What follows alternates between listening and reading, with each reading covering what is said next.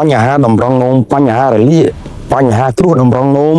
គឺជាបញ្ហាធំបំផុតសម្រាប់បងប្អូនជំរាបសួរពុកម៉ែបងប្អូនវិជាប្រដ្ឋខ្មែរទូទាំងប្រទេសខ្ញុំបាទ DJ ខ្លាំធ្លាប់តែឃើញការរ៉េបការច្រៀងជូនបងប្អូនស្រាប់កំសាន្តតែក្នុងថ្ងៃនេះខ្ញុំមាននៅរបស់ពិសេសដែលដើម្បីចែកជូនដល់ពុកម៉ែបងប្អូនទាំងអស់គ្រប់បណ្ដាគេដ្ឋានជាពិសេសអ្នកសិល្បៈតែម្ដងបាទធ្វើការយប់ធ្វើការនៅក្នុងហាងរាំងកាសាលផាប់បាទឬក៏បងប្អូនចូលចិត្តញ៉ាំនៅគ្រឿងកំប៉ុងដូចជាប៊ីយ៉ាឬក៏ទឹកអែមអញ្ចឹងណាអញ្ចឹងគឺបញ្ហាទាំងអស់នេះគឺជាបញ្ហាប៉ះពាល់ជាមួយនឹងតម្រង់នោម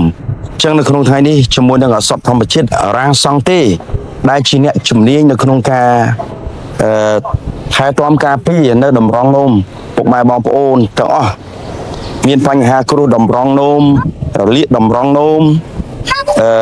ក៏ដូចជាប្រពេញប្រូស្តាតនោមមកញឹកនោមមកក្តៅនោមមកកាហាយធុំក្លិនជួលបញ្ហាទាំងអស់នេះហើយលែងព្រួយបារម្ភចំពោះពុកម៉ែបងប្អូនទៀតហើយនេះណែរាងសង់ទេដែលជាអ្នកឯកទេសនៅក្នុងការព្យាបាលនៅលើបញ្ហាតម្រង់នោមតែម្ដងអញ្ចឹងពុកម៉ែបងប្អូនកុំទុកឲ្យតម្រង់នោមយើងមានបញ្ហាដល់រ៉ាំរ៉ៃអញ្ចឹងមកទទួលយកនៅឱសថធម្មជាតិរាងសង់ទេដែលនាំចូលពីប្រទេសបារាំងសុទ្ធសាធ 100% បាទអញ្ចឹងចង់ជាក់ច្បាស់បងប្អូនអាចតាក់ទងទៅតាម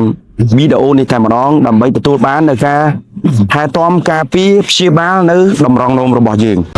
ពុកម៉ែបងប្អូនបើសិនជាបងប្អូនចង់សួរសាកសួរព័ត៌មានចាប់អារម្មណ៍ជាមួយនឹងរាងសង់ទេសូមកុំភ្លេចតាក់ទងមកកាន់ page យើងខ្ញុំឬក៏ទំនាក់ទំនងមកកាន់លេខទូរស័ព្ទដែលមាននៅលើអេក្រង់ទូរស័ព្ទនេះតែម្ដង